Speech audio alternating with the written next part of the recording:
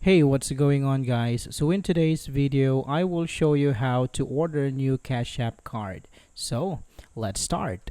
So here, tap on the second icon from the bottom left of your screen. This will take you to your Cash Card section. Now from this one, you can scroll down and at the bottom, you can see design a new card. So let's tap on this one. So here you have your classic plastic design. You have yellow, black, and white.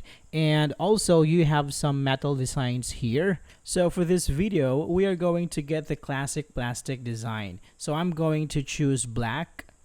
So here you can actually see the card in 3D. So you can actually rotate this card and you will see your card information at the back.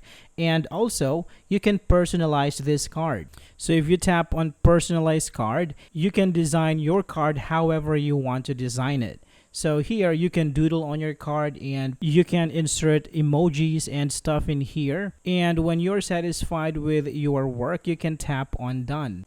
Now here you can preview your card, and when you're ready you can tap on order card, and here you can enter your shipping address and all other information. So you can select from standard fee, and here let's just tap on confirm order.